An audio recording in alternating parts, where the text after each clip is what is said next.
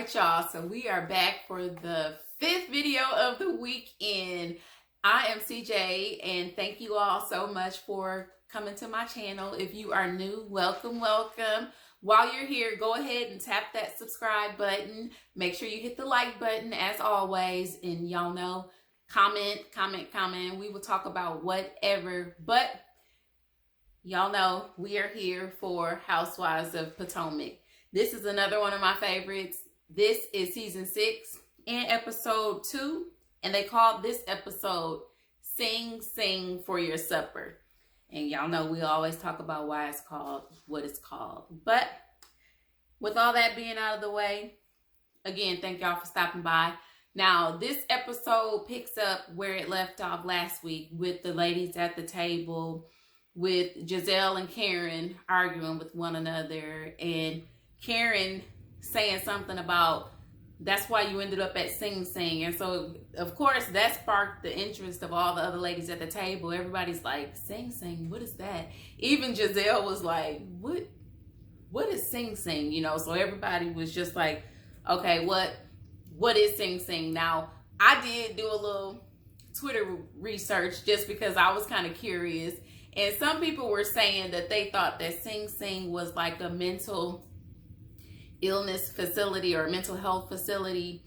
And some people said they thought it was like prison or jail or something. But anyway, we get to the bottom of it, and it turns out that Giselle was not in a facility called Sing. That Karen was just, you know, quick off the dome, spitting out something, and it just so happened to not be true. But anyway, now Karen, you know, she's still going at Giselle, calling her the first lady from hell. And everybody did kind of say, like, I saw a few comments on social media where they were saying that Giselle wasn't the most pleasant first lady when she was, you know, first lady of Pastor Jamal Bryant's church. But I mean, she had to deal with a lot, so I don't know. I don't know how pleasant I would have been either if my husband was out wilding out the way that hers was. Now, Mia, very, very oddly, comes in and she just kind of says, well, I'm a good judge of character, and I can tell that Giselle has a good heart. And that was just completely out of left field because, first of all, nobody asked you, and second of all, how can you figure that out? And y'all have literally only been in each other's presence for like 10 minutes. I mean, I know people have the gift of discernment or whatnot, but I just think she pulled that out of her butt crack and just, you know, wanted to say something to be saying something. And Karen was like, you know, well, she does not have a good heart, but you can feel how you feel. But Karen kind of gives us, you know, background on where this vitriol has come from. And she flashes back to 4 years ago when Giselle and Ray were having a discussion. And Ray was just kind of giving Giselle advice, telling her, you know, that her beauty will fade eventually. And she needs to find her a man who kind of loves her for her. Because, you know, eventually your beauty will fade and you're not going to have that to fall back on. And I guess, you know, Giselle must have said something about, you know, Ray will be dead before something. And I don't even know what she was talking about, but Karen says that Giselle, you know, wished death on her husband. And for that, you know, she has always kind of been out for blood when it comes to Giselle. And I guess. And so Wendy kind of brought up a good point, because at this point you got Robin jumping in and you got, you know, Mia adding her 2 cents. Ashley's just kind of, you know, sitting back, just watching all the drama unfold. But Wendy kind of brought up a good point, telling them we kind of need to let these ladies, this is obviously a beef between Giselle and Karen. We need to let Giselle and Karen handle this beef, and we don't need to be jumping in. And so Robin was like shocked that somebody actually didn't want, you know, everybody jumping on somebody like they always do. And she was like, isn't this the same, Karen who was talking bad about you last season and XYZ? But obviously, Wendy has gotten over it and wants to move on, and she's not really with this ganging up on somebody game anymore. But Karen turns her attention to Robin at this point and is like, well, Robin, when are you getting married? She is out for blood right now, and so anybody can get it. So Robin was like, well, we had to postpone the wedding because of the pandemic or whatever. And so she was like, well, I'll be married again before y'all get remarried or whatever. And so she was like, well, when are y'all getting married? They just kind of going back and forth. And so Karen was like, soon. And I'm sure it will be much sooner than Robin and Juan's wedding. But hey, that's their business. But anyway, they then start, talking about, Wendy decided to get up and show everybody her booty. And I know if y'all recall in the last video, I did say it looked like Wendy might have got a BBL. Well, she did get a BBL, and she went to Twitter and told them that she did disclose that in the beginning, early on. She doesn't know why it was edited and made to seem like she didn't tell them right away. But Mia feels like she only disclosed her BBL because of the laundry list of, I guess, work that she had done. Because Mia told us, she gets the fillers, the lip injections, all the Botox, the tummy tuck, and the clitoris construction, all of that. She gets all of it. And she, like she said, she owns it and has no problem. But she thinks that Wendy is insecure and that Wendy only disclosed her other work because she had no problem with telling them what she had done. So I got a feeling that Wendy and Miss Mia, they're going to really butt heads this entire season. It'll be good to watch. So I guess somebody had to pick up where Candace and Monique left off. So we will see. And I guess we're getting kind of tired of Giselle and I never get tired of Giselle and Karen going back and forth because their arguments are just, they're timeless. They're hilarious. But anyway, we get a little glimpse into Mia's family life at this point. She has this really gorgeous penthouse that she and her husband, Gregory, I think his name, or Gordon, Gordon, they call him G, that they share with their 3 children. 2 of the children they share together, and the oldest child is from a previous relationship that she had. So we see them kind of in their element at home. We also see that Gordon is kind of, I'm gonna call him G because I don't know if his name is Gordon or Gordy, but I don't want to mess it up, so we're gonna call him G. He is kind of annoyed that Mia is taking, Zoom calls and business calls when she's supposed to be having family time with their daughter. They're supposed to be making cupcakes and everything, and she's trying to do both, but she's having a hard time focusing on the daughter and this Zoom call. So he's annoyed by that, and he vocalizes it, and she's just kind of like, oh, well, I can do it all. You didn't have a problem doing it when, you were more involved in the businesses, but you've taken a step back. Therefore, I had to take a step forward and run these businesses, and I'm a boss, and, she don't feel like he needs to try to stop her from doing what she, feels like she needs to do for the business. So you can tell he was kind of annoyed by it, but whatever. Mia does not care.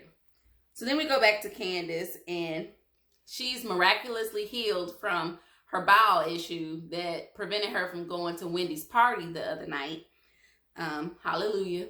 And so we see her on set, and she's shooting like a pilot for a TV show where she is like a stepmom to some kids. And she says that this role just kind of, mirrors her real life. Yeah, I guess she said it's art imitating life. So it puts her, in the mind of the role that she's in real life, where she's the stepmom to Mateo and Mia and the other child that we've yet to see yet. But she gets a call from Chris, and he's just kind of, trying to keep her motivated because she is doing a lot right now. She is in school. She's still trying to get her acting career off the ground. And she's also, in the studio working on an album. So she's doing all of this right now. And he won't allow her to be overwhelmed because he says, this is what you wanted to do. So we're going to make sure that you do it. And he's also in the role right now as her manager, or her husbander, as she called it. But he said, he don't know nothing about managing. His main priority, or his main goal, is to manage Candace, because he knows that Candace can be a loose cannon sometimes. He has to keep her grounded. He has to keep her together. And I think that's more of his focus than any kind of business deal or anything that she does. So now moving on to Ashley, who is still very, very pregnant. Ashley's like 38, 39 weeks at this point. And she's playing with baby Dean, and she gets a visit from her mom. Her mom shows up, and they kind of chop it up for a minute. And did baby Dean have a White Claw can in his hand? Because he was like sipping on something, and it looked a lot like a White Claw or a Truly or one of those seltzer drinks. And it might have been empty. It might have been Michael's or something. Or, you never know. Ashley might have took a sip or two. But he had that can in his hand, and I was like, okay, we're not going to get the can from the baby, but it could have been an energy drink. I don't know. I'm just saying. What did y'all think? Anyway, mom says, that baby Dean, he has brought her and Michael closer. She said they even hugged recently, and Ashley said it. And she was really like happy to see that because, we knew that mama wasn't feeling Michael for cheating on her baby. So anyway, they have this really inappropriate conversation to me, because they're talking about Ashley not wanting to have sex with Michael. And it's not because she doesn't have the desire to. It's just that she is not physically comfortable enough to have that kind of sex with him. So she said, well, I got other hoes or something. And I was just like, we really talking about this to our mom? I ain't having those kind of conversations with my mama. I don't know about nobody else, but I just think that that's just a little too much. But everybody got a different relationship with their mama. But anyway, she says that they're making it work. Whatever they're doing is working for them. And she's trying to make sure that he's pleased, and he's trying to make sure that she's pleased. And so that's that on that. So then we go back to Giselle, and we get a chance to see her house, which is finally finished. And it is very, very, very nice in the inside. It looks better than I expected it to look. Originally, I was seeing like, she still got like that crazy purple wall somewhere. But I think, it's very white. It's very, it's clean. It's got a bit of contemporary and some classic kind of mixed in together. It just looks really, really nice. I think it's dope. The only thing that was strange to me, and Robin pointed it out also because Robin came to visit, was this West Wing. In the West Wing, literally, you got this ranch style house from here to here. And then in the corner, it's like this 2-story, house just like connected to it. It doesn't really flow, and it's done with siding when the rest of the house is brick. It don't flow. But nonetheless, it's the West Wing, and I guess that's Giselle's, quarter of the house, and it's beautiful. It's got a very, very beautiful master bed and a gorgeous bathroom. And then she shows us her closet, which looks like an entire room itself, and a beautiful sitting area, lots of space. But it's nice. And Robin even pointed out, the weirdness of that house connected to the other house, but she can't talk about nobody. But anyway, she asked Giselle about the Versace comforter that she had planned to, I guess, christen or break in with Jamal. And she tells her that they have not had a chance to do that. And as a matter of fact, the pandemic seems to have fizzled, their intimacy or, her desire to be with him in that way. And I don't think it was the pandemic. I think it was like all of those rumors that were coming to, the forefront as being true. And I don't even know if they're true. I'm not going to say that, but I think that something happened that Giselle didn't agree with, but she has not really put it out there just yet. But she for certain, she not feeling Pastor Brian at this point. And Robin is fake shocked because in the confessional, she tells us that she could tell that something wasn't going right, and she didn't think that the relationship was going, she's not shocked that the relationship is not, lasting or whatever. But that's where, Giselle wanted to change the subject. So she starts, saying, well, have you talked to Candace? Let's call Candace. That was her way of like getting off of that, because I guess she didn't want to go into any more detail or have to explain anything else about this faux relationship that they tried to put on us. But they call Candace, they FaceTime her, and Candace, she answers surprisingly, and they give her a recap of the evening, and Candace is just kind of like, what? She's just kind of shocked and amused at the same time. And she then tells them, well, I gotta go. She has some stuff to take care of. So she got off the phone with him, and that was the end of that.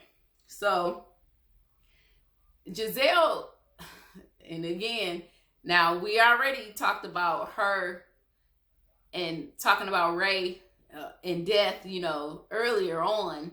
And she made another comment about houses. They started talking about Karen again. And Giselle was just like, she had the nerve to come at people about stuff. And I can't believe, she came at you about Juan. And then, Robin was like, yeah, she keeps coming at me and Juan and stuff. And Giselle was like, yeah, and you got a house now. And, and Ray will die before they ever be able to get another house again. They can't buy houses because they owe so much money in taxes. Ray will be dead before they could afford another house again. And so it was just like, okay, why do you keep talking about this man dying? They are never, ever gonna be friends again. And this, I think, is gonna solidify it, because Karen she is gonna make the most of this. And I cannot wait till reunion time when she sees this, and because she gonna come for Giselle, and I'm always here for the two of them. So then we go back to Karen and Ray, and Karen is kind of catching Ray up on the events that went down at the nude interlude, and she is kind of telling him that she's not really proud of her actions, what she said about Giselle, about the sing comments and the hot box. And, she says that she feels like she did go a little overboard. So she wants to throw a party, kind of, as an olive branch to a love party, as she says. And with it being so close to Valentine's Day, Ray thinks it's a good idea. And she's even going to invite Candace.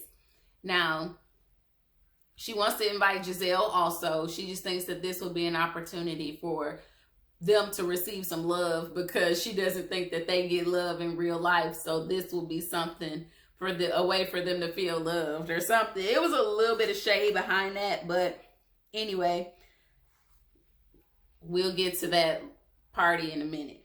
So then we go to Wendy's house and we see Wendy's sister, Ivy, and her mom. They come because Wendy has prepared, you know, some dinner for them. She made like some African cuisines, and she doesn't really get to cook much because a lot of her American friends say that the African food is too spicy for them, so she rarely cooks it. So her mom and sister are coming by, so she actually gets to make some, and she's really, you know, excited about it.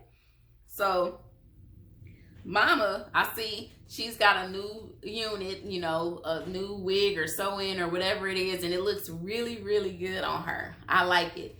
Her makeup is still kind of weird to me because her face is just a little lighter than her arms. I don't know, her foundation ain't just quite right yet, but Mama is looking better nonetheless. I mean, she doing it. And so they get together, and Mom is at the table, and she kind of tells them that her boobies are like flapjacks at this point, and she wants a boob job, and she expects for her kids to pay for it. And so everybody was kind of like, what? Excuse me? And so I don't know if Mama was joking or not, because she said it with a straight face, and she threatened to sue them if they didn't, you know, pay for it. But she might have been joking.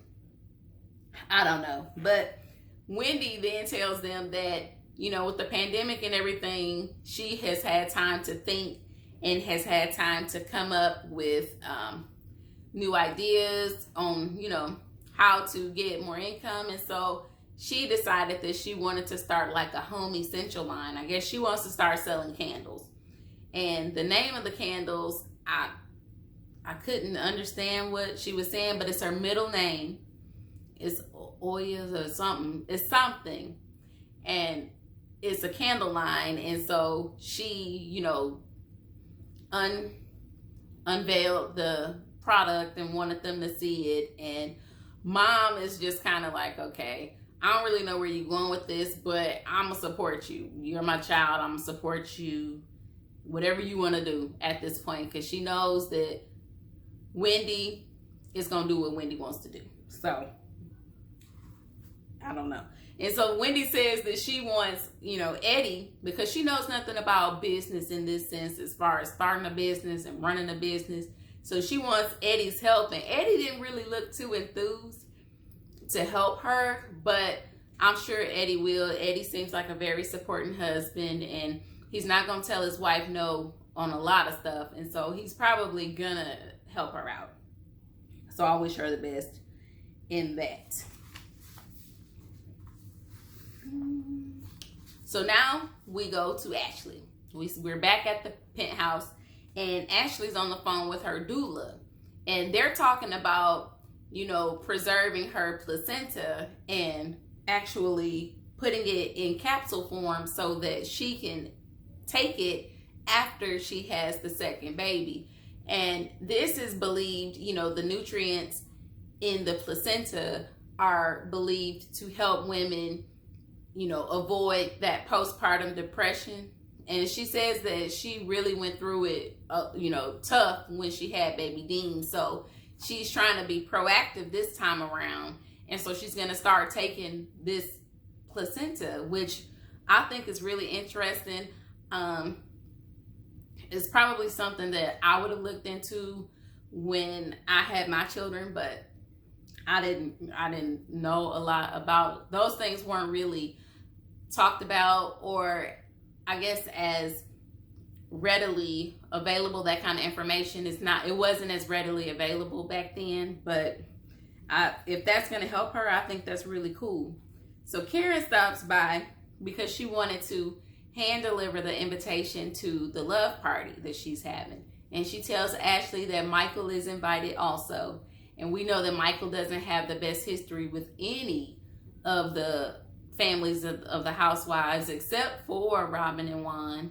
But anyway, Ashley thought that that was nice of her to invite them. And Ashley wanted to know, she needed Karen to kind of go into detail about what Sing Sing was. She still wasn't quite sure about Sing Sing. And Karen admits that, it was a lie. She made it up. And then she asked Ashley, but did it sound good? And Ashley was like, yeah, it sounded great. She was like, too bad it wasn't really true, but, we were kind of wondering what in the world this place was, or what Sing Sing was. So Dean, she was kind of saved by Baby Dean, because Baby Dean started crying and Ashley had to get up to tend to him. So Karen kind of used that as an excuse to, head on out. She was ready to leave at that point, because I don't think Karen really wanted to go into detail or have Ashley dig further into this lie that she told. So she got on out of there. So then we go back to Candace, who receives her invitation to the love party. And she asked Mia, do you want to go? And Mia was like, no. Mia, she don't know these ladies and she ain't trying to be around them. And Candace was like, I don't either. But we learned later that Candace does go.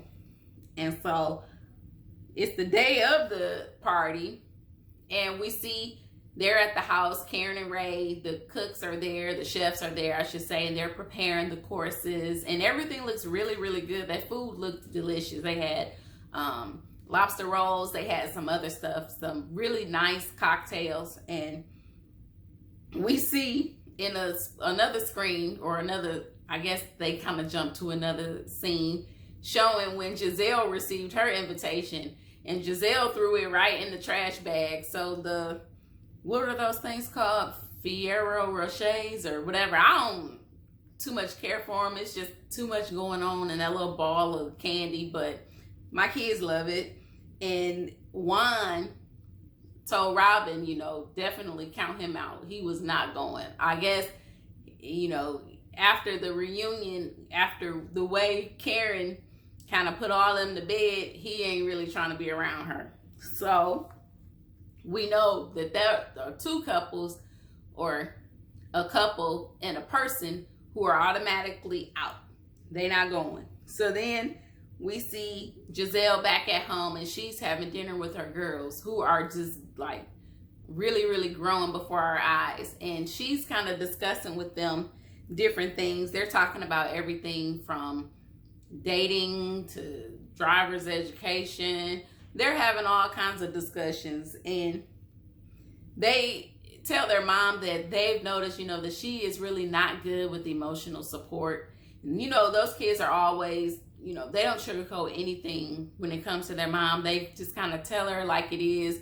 They've been doing that since they were like tiny. Now they're like old enough to really process things and express themselves. And again, they still letting Giselle know, what they see. And I also see that the oldest daughter now, she is doing confessionals with her mom, and it's really cute to see. So we'll probably be seeing a lot more of her this season as well. So then back to the party, Mia and G, they show up first.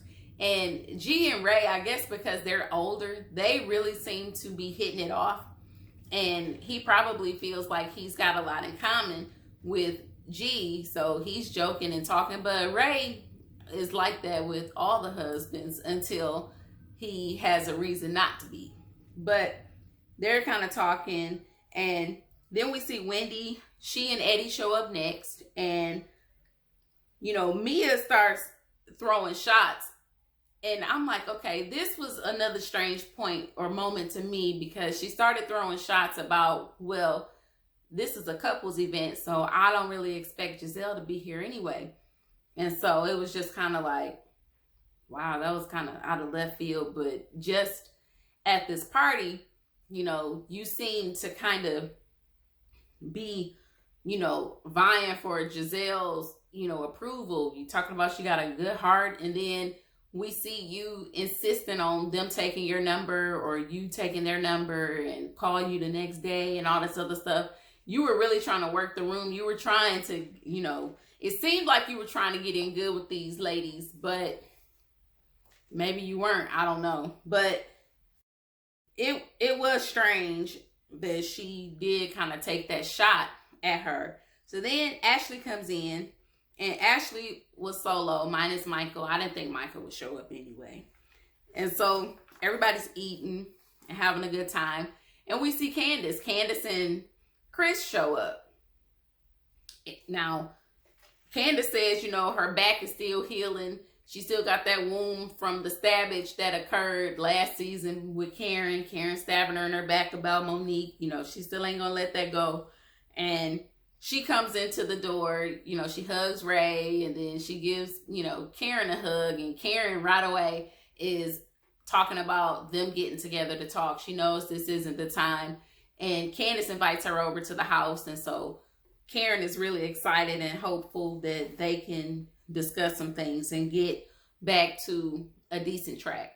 So Candace meets Mia and G, and she's kind of thrown off because, again, Mia is still talking about these surgeries. She's talking about how she has had all these scheduled C-sections. She has not given vaginal birth yet, which kind of was like, okay, well, why was you getting your coochie worked on if you didn't, push any children through it? And so she says it's from them having a lot of sex. She and G have a whole lot of sex. And so everybody was like, oh, okay. And so they, Wendy brought up the fact that Mia was kind of going up for Giselle initially, at her house. But now all of a sudden it seems like she's changing her tune.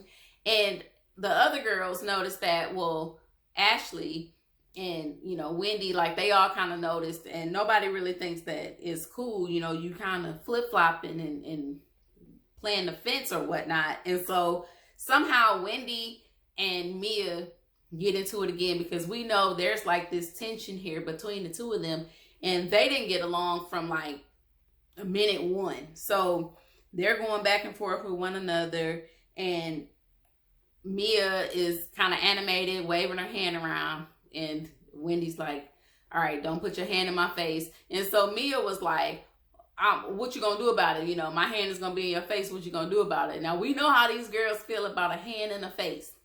That started a whole brawl last season because somebody put their hand in somebody's face. And Candace's reaction was just priceless, because she was the main one looking like, I know where this could go.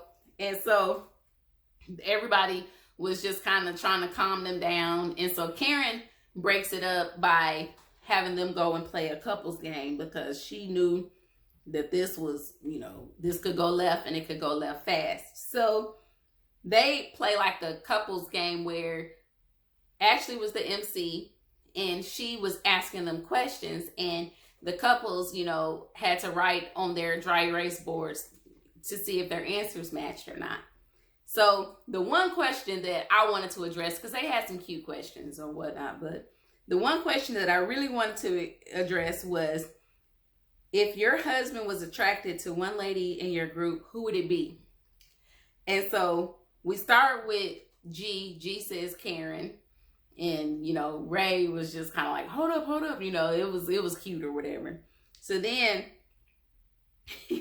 Ray says Katie. I thought that was hilarious, because Katie ain't even on the show no more, but we could tell apparently Katie is on Ray's mind, because Ray said he would get with her, if he had the opportunity. And so I thought that was just hilarious. And then, Chris said Giselle. He liked him some Giselle, apparently. He's always cooking for her and XYZ. And then we get to Eddie, and Eddie said none.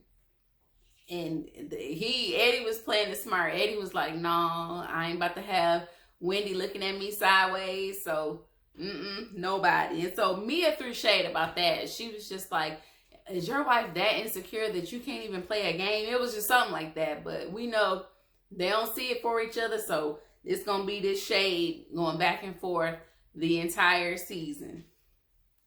So lastly, Mia is saying that she and G met at a strip club. She was the bartender at the strip club. Everybody finds that hard to believe. And Ashley, in her confessional, said, well, now we know why she had to get her clit reconstructed, because she was a stripper, so to speak. They didn't think she was serving more than drinks at the strip club. And so that's where this episode ended.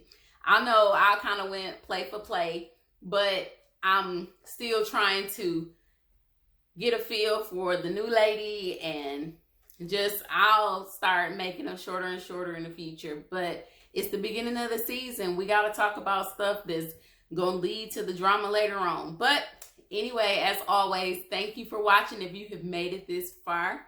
And again, don't forget to subscribe to my channel. I put out 5 videos this weekend. So if you need something to do, something to listen to on your way to work, go ahead and click on one of them or 2 of them and have at it. Again, thank you guys so much for coming to my channel, and I will see you all in the next one. Bye-bye.